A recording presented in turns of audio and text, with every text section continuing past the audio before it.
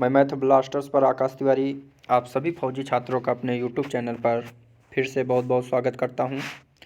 तो आज हम एक प्रीवियस ईयर देखेंगे जो आर्मी का ओरिजिनल पेपर है।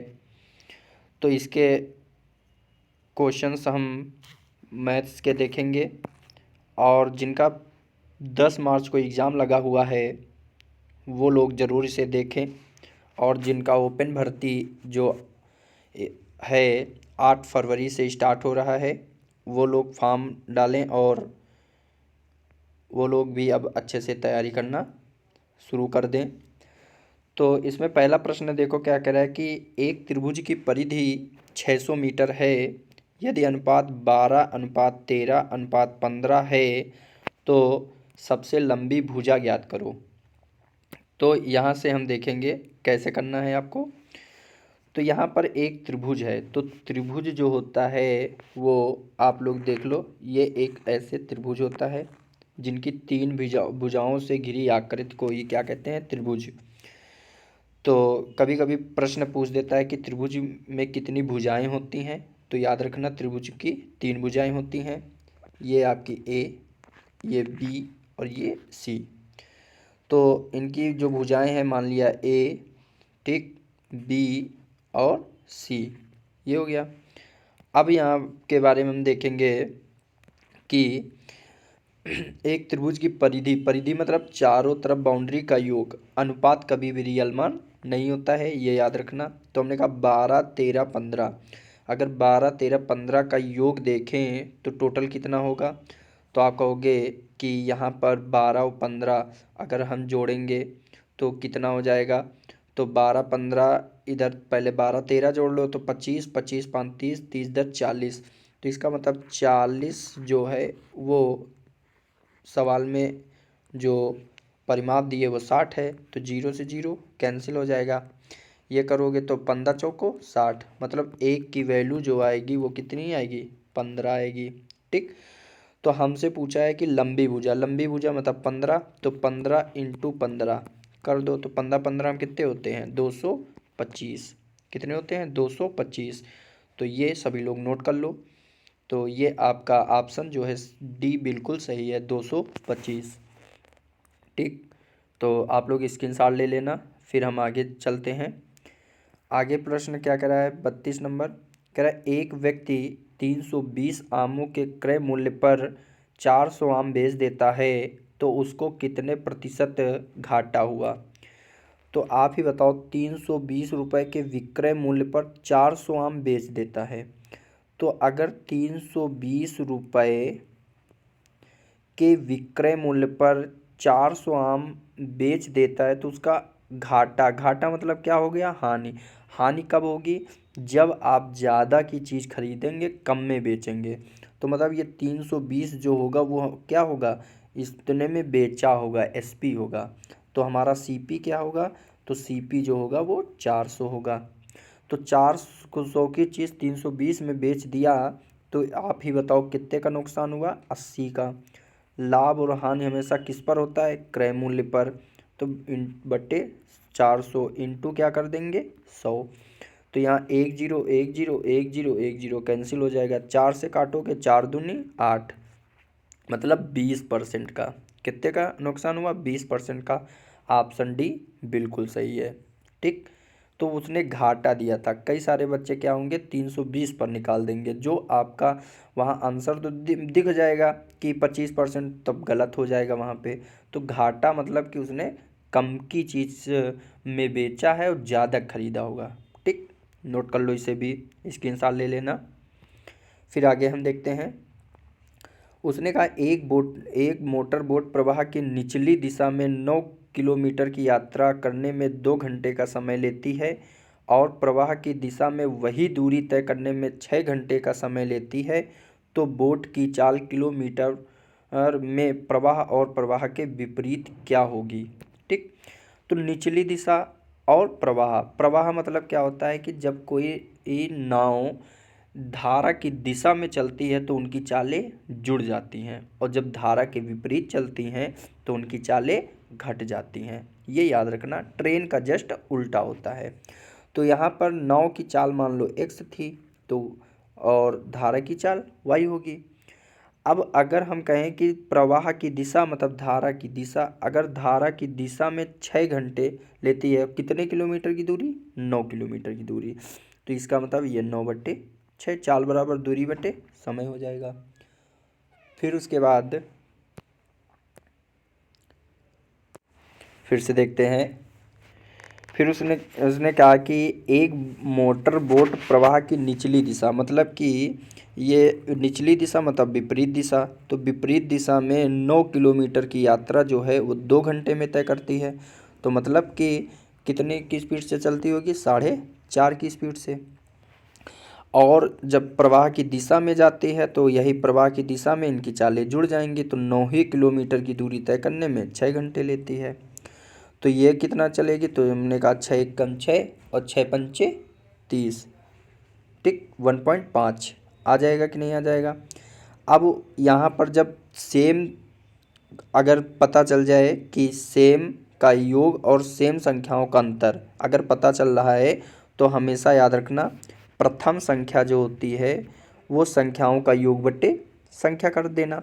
तो हमने कहा संख्याओं का योग कितना हो जाएगा, 4.5 और 1.5, अगर जोड़ोगे तो 4 5 6 हो जाएगा, तो 6 का आधा कितना हो जाएगा, 3 हो जाएगा, ठीक। और विपरीत अगर दूसरी चाल निकालनी है तो अंतर बटे 2 कर दो, तो 4.5 में 1.5 जाएगा तो कितना बचेगा, 3 बचेगा, तो 3 का आधा कर दो, 3 का आधा कितना हो जाएगा, 1.5 हो जाएगा, ठीक। हमसे पूछा क्या है कि प्रवाह की दिशा में मोटर बोट की चाल हमसे पूछा है, तो बोट की चाल क्या हो जाएगी, पहली वाली चाल 3, तो हमारा उत्तर 3 मतलब ए ऑप्शन बिल्कुल सही है, ठीक। नोट कर लो, इसे भी स्क्रीनशॉट ले लेना। तो आगे हम देखते हैं प्रश्न।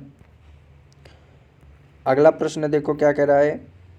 अगला प्रश्न है, कह रहा है कि फाइंड 30% ऑफ 1500 प्लस 600, ठीक। ज्ञात करो कि 30% का 1500 प्लस 600 मतलब 30%, तो 30% मतलब बटा 100, काकी के का मतलब गुणा 1500 और 600 कितना होगा, तो कितना हो जाएगा, 6 5 11 2100 हो जाएगा, तो 2 जीरो से 2 जीरो कैंसिल हो जाएगा, 21 तियाँ 63 मतलब 630, ये आपका ए ऑप्शन बिल्कुल सही हो जाएगा। नोट कर लो, ठीक। अगर वीडियो पसंद आ रही है तो इसे शेयर करें, लाइक करें, और अभी तक मेरे चैनल को सब्सक्राइब नहीं किया है तो इस चैनल को सब्सक्राइब कर लें। और इसी तरीके हम डेली आपको एक प्रैक्टिस सेट कराते रहेंगे। और 10 मार्च का जिनका एग्ज़ाम लगा है, तो जितने भी हमारे पास प्रीवियस ईयर क्वेश्चन जो आपके रिलेशन भर्ती के हुए हैं सेंटरों में, वो सारे हम क्वेश्चन आपको इसी चैनल पर करा दूंगा, ठीक। नोट कर लीजिए, आगे चलते हैं। कह रहा परिमेय और अपरिमेय संख्या का गुणनफल होता है, तो ये याद रखना कि परिमेय और अपरिमेय संख्याओं का गुणनफल हमेशा एक अपरिमेय संख्या होती है। परिमेय का परिमेय से गुणा करोगे, ठीक, तो परिमेय ही होगी, लेकिन परिमेय और अपरिमेय का गुणनफल हमेशा एक अपरिमेय ही होगा, ये याद रखना। तो एराइज शब्द के अक्षरों को कितनी बार व्यवस्थित किया जा सकता है, तो ये प्रश्न कई बार अब पूछा जा रहा है हर एग्ज़ामों में, ये ओपन भर्ती में भी पूछ चुका है।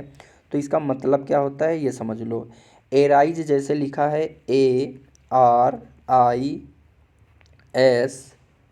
सॉरी यहाँ पर ARISE, तो इसमें देखो अक्षर देखो कितने हैं, 1 2 3 4 5, तो बस 5 है, तो इसका 5 फैक्टोरियल कर दो।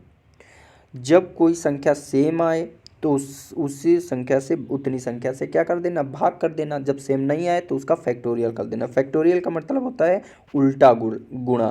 तो मतलब जैसे 5 के पहले 4, फिर 3, फिर 2, फिर 1, बस गुणा कर दो। 5 चौक को 20, 20 तियाँ 60, 60 दूना 120, मतलब कि इनको कितनी प्रकार से व्यवस्थित किया जा सकता है, 120 प्रकार से। बी ऑप्शन आपका बिल्कुल सही है।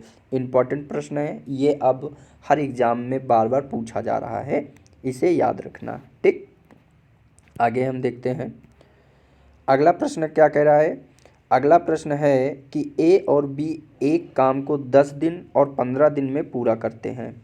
यदि ए काम शुरू करता है और दोनों एक दिन छोड़कर दोनों साथ काम करते हैं तो काम कितने दिन में ख़त्म हो जाएगा।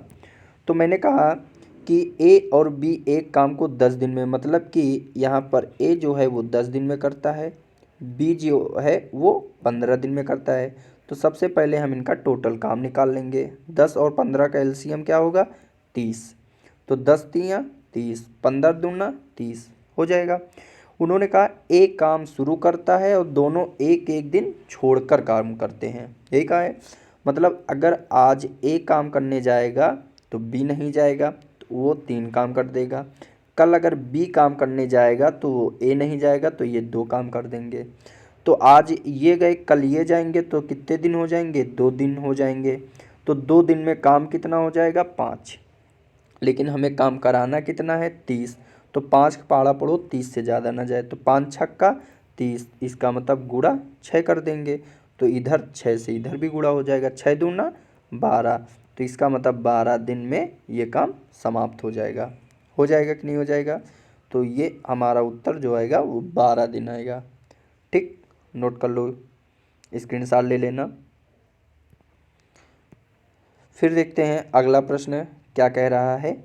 अगला प्रश्न है कि 7 लड़कों की आयु का औसत 20 वर्ष है। यदि पहले 6 लड़कों की आयु का औसत 19 से 1/2 वर्ष है तो 7वें लड़के की आयु कितनी है। तो देखो 19, तो हमने कहा 7 लड़के थे जिनका औसत 20 साल था, जिसमें 6 लड़के थे उनका औसत 19.5 कह सकते हो, 19.5। तो औसत अगर संख्या पता है तो इन दोनों का गुणा कर देंगे तो क्या पता चल जाएगा, योग। तो 7 दूनी 14, 140 हो जाएगा। और इसका 19.5 को अगर 6 से गुणा करेंगे तो कितना आ जाएगा, 6 पंचे 30। ठीक, और 19 छक्का 114, और 114 और 3 कितने हो जाएंगे, 117। ठीक, अगर हम 140 में 117 निकाल दें तो मुझे पता चल जाएगा कि 7वें लड़के की आयु क्या थी। तो हमने कहा 7 3 10 हुआ, 3 में 1 गया 2, मतलब 23 साल। तो उत्तर क्या हो जाएगा, 23 हो जाएगा। ठीक, कोई दिक्कत, नोट कर लो इसे भी। ये आपका 39 नंबर प्रश्न है। अब देख लेते हैं 40 नंबर। कह रहा है यदि कोई घटना घटित नहीं हो सकती है तो इसकी संभावना, तो कोई घटना नहीं घट सकती है तो इसकी संभावना क्या होगी, 0 होगी, ये याद रखो। अब एक बहुभुज के 44 विकर्ण हैं तो इसके भुजाओं की संख्या क्या होगी। ठीक, तो एक भुजाओं के संख्या निकालने के लिए एक फार्मूला होता है, n ऑफ n-3, ठीक, n-3/2 ये होता है। ठीक, तो यहाँ अब संख्या दिए कितनी है, 44 दिए हैं। अब ऐसा क्वेश्चन वहाँ पर जाके ऑप्शन से करना, जैसे यहाँ 44 है तो जो होगा वो 44 का गुणज 44 से, देखो 10 के टेबल में 44 आता नहीं है, 12 में आएगा नहीं, 13 में आएगा नहीं, 11। तो 11 से अगर है तो 11 यहाँ पर मान लेते हैं, संख्या 11 है तो यहाँ कितना हो जाएगा, 11। तो यहाँ पर n का मान अगर 11 रख दें, इंटू 11 में 3 जाएगा तो कितना बचेगा, तो 11 में 3 अगर जाएगा तो कितना बचेगा, तो 8। तो 8/2, तो 2 चौको 8, तो 11 चौको 44, मतलब सही है। तो हमारा ऑप्शन डी बिल्कुल सही हो जाएगा। ठीक, ये इतने क्वेश्चन आप देख लीजिए। और फिर देखो मिलीग्राम में बदलना है तो आप जानते हो 1000 से भाग ही कर देना था, तो यहाँ 1.589 हो जाएगा। ठीक, तो इतना ही रखते हैं। अगर वीडियो पसंद आई तो लाइक करें, शेयर करें और कमेंट करें कि आपको ऐसी वीडियो डेली मिलती रहे। फिर उसके बाद आपको अगर पूरा सेट चाहिए तो हम पूरा सेट का रोज़ाना सॉल्यूशन विद साइंस और जीके और रीजनिंग मैथ पूरा सेट कराया या करेंगे। ठीक, पहले आपको कमेंट में बताना है कि ये वीडियो आपको पसंद आई कि नहीं आई। जय हिंद।